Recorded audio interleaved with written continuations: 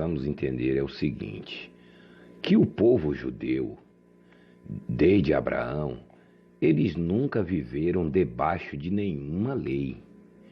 Eles viviam segundo a sua própria consciência, né? Do entendimento do que é bom e do que é ruim. Eles não tinham leis, né?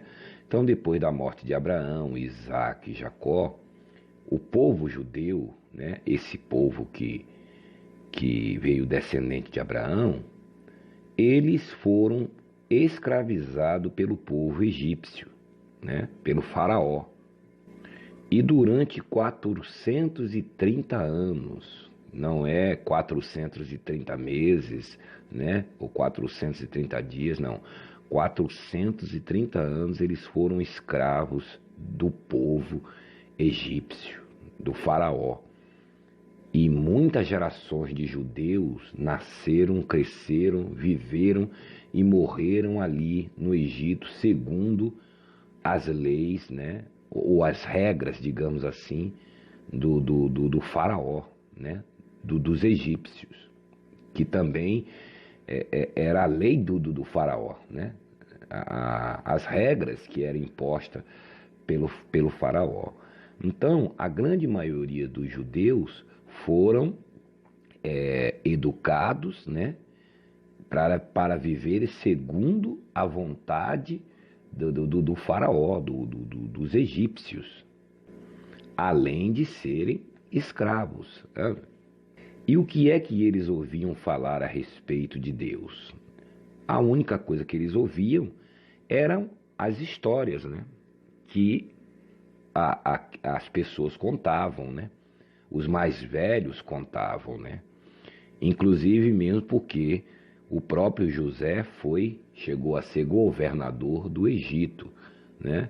E como que eles iam saber que essas histórias eram verdade? Porque o José teve sonhos, né? E nos sonhos Deus sempre se manifestava dizendo: eu sou o Deus de Abraão, de Isaac, de Jacó, dos seus pais, né? E essas histórias iam sendo contadas de pai para filho, tal, mas até então nenhum deles viviam debaixo da lei, de nenhuma lei, porque não havia lei para o povo judeu. Nem Moisés tinha nascido ainda, né? Quanto mais lei. Então tudo que eles aprenderam durante esses 430 anos, eles aprenderam com os egípcios. Os costumes, a cultura, né? Mesmo preservando o jeito deles, as coisas deles, né? Que os antepassados sempre contavam para eles, né? A respeito das suas festas, das suas coisas, ainda assim eles viviam 100% obedecendo às regras do faraó e das leis do Egito. Ou seja, era um povo sem lei, pelo menos com relação a Deus, né? Então, quando Moisés nasce, cresce, né, ali dentro do palácio, né, Deus deixou que Moisés fosse salvo ali e tal, e aí acontece toda essa história que você já sabe de Moisés, que Moisés matou um egípcio, né, Moisés descobriu que era judeu também, aquela confusão toda, tudo um projeto de Deus para poder libertar aquele povo. Ora, e a partir do momento que Deus vai libertar esse povo, vai tirar ele dali do Egito, né? Vai levá-los para o deserto, para uma outra terra que pertencia a eles, que mana leite e mel. Então esse povo não poderia ficar sem lei, né? Muito menos com as leis dos gentios, ou seja, dos egípcios, né? Não era aquelas leis, aqueles costumes, né? Inclusive os costumes religiosos, idolatria e sacrifícios e outras coisas mais, né? Adoradores de Baal, de Ísis, disso, daquilo, né? De Faraó e companhia limitada. Então Deus aparece a Moisés, né? Num monte, conversa com Moisés, manda que Moisés, né? Volte ao Egito, liberte o povo, né? Fale com o faraó para libertar o povo, já sabendo que o faraó ia resistir a Deus. E aí vem todo aquele problema, né, para os egípcios, onde Deus, diante dos olhos do povo dele, lança 10 pragas no Egito. O povo de Deus vê o poder de Deus, se maravilha, né? atravessa o Mar Vermelho, vendo operações de milagres, tudo. Ali os egípcios são afogados, morrem e tal, e eles continuam em frente, peregrinando no deserto, né? E lá na frente chega o acampamento que está no famoso Monte Sinai, né? Quando eles chegam de perto do Monte Sinai, eles se acampam tudo ali, né? Perto do Monte Horebe, que é chamado Sinai também, né? E ali todo o povo judeu se acampa ali. Até então, veja que eles estavam peregrinando no deserto. Deus não falou nada para Moisés, não falou nada para ninguém. Quando eles chegaram perto desse monte Sinai, então Deus disse: bom, agora chegou a hora, né, de começar a mostrar as regras, né, mostrar a lei, porque eles viviam sem lei, como um povo sem lei com relação a Deus, mas eles viviam livres da lei de Deus, né? Mas eram escravos da lei dos homens, dos egípcios, entendeu? Com relação a Deus, como eles não conheciam Deus, não conheciam as leis de Deus, então eles eram livres com relação à lei de Deus. Agora, eram escravos das leis e das regras do homem, da carne, do faraó. Então estava todo mundo feliz, porque todo mundo saiu do Egito, todo mundo viu o poder de Deus, Deus é bom, Deus é bonzinho, Deus é legal, tudo bem. Então Deus chama Moisés no monte, mais uma vez, conversa com Moisés e diz a Moisés: bom, agora eu vou falar com o povo, né? Eu já mostrei poder para eles, já mostrei tudo, eles já viram, né? Agora eu quero que eles me vejam, que eles saibam quem foi que fez tudo aquilo no Egito. Então desça lá, chame os anciões, prepare os anciões, não é? Mande que eles se consagrem 3 dias. Veja que tudo isso é simbolismo, tá vendo? Tudo isso que a pessoa lê, às vezes ela não entende, tudo isso é apontando para Jesus, tá vendo? Desce lá, manda ele se lavar, né? Lavar, o batismo, né? É esse batismo aí, né? É esse batismo das águas, é coisa da lei, né? Aí Deus manda que todos se lavem, tal, se arrumem, se consagrem, não se achegue a mulher, né? Quer dizer, fique em espírito que daqui a 3 dias eu vou falar com eles. Eu vou falar com você, né? Porque eu vou dar um presentinho para eles. Só que eu quero falar com você para que eles ouçam que eu estou falando com você. Por que Deus fez isso? Porque Deus já conhecia o gado dele. Deus já conhecia as peças, né? Sabia que era um povo duro de coração. E se fosse só Moisés ali guiando eles e eles não vissem Deus falando com Moisés, alguma coisa, né? Eles não iam acreditar, né? Então Deus fez questão de fazer isso.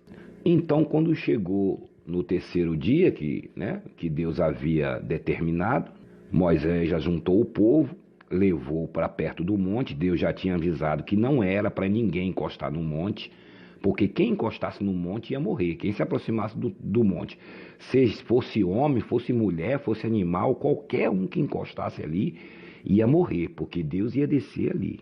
E um detalhe, Deus disse assim: eu vou falar com você diante deles. Como é que eu vou vir? Eu vou vir numa nuvem escura. Nuvem escura.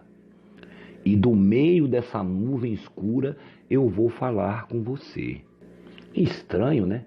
Deus, que é um ser de luz, vir numa nuvem escura. É ou não é?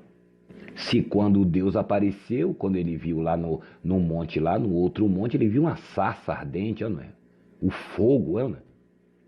E agora, quando Deus vem para dar esse presentinho para eles, Deus vem e diz que vai falar com Moisés diante de uma nuvem escura, né? Através de uma nuvem escura, escuridão. Então, no 3º dia, como Deus já havia determinado, todo o povo estava reunido, né? E aqui no livro de Êxodo, capítulo 19, versículo 16, diz o seguinte: ao amanhecer do 3º dia, houve trevas e relâmpagos. Trevas e relâmpagos? No amanhecer do 3º dia? Estranho, né? Isso lembra você alguma coisa? O que é que houve quando Jesus estava na cruz ali, para cumprir a lei? Quando estava se aproximando a hora de Jesus morrer, o que é que houve? Não houve escuridão no céu, terremoto, relâmpago, tudo isso. Tá vendo? Tudo isso é simbolismo, tudo apontando para Jesus. Ao amanhecer do terceiro dia, houve o quê? Trovões, relâmpagos e uma nuvem espessa e uma espessa nuvem sobre o monte e muito forte clangor de trombeta, de maneira que todo o povo que estava no arraial se estremeceu. E Moisés levou o povo para fora do arraial ao encontro de Deus e puseram-se em pé e puseram-se ao pé do monte.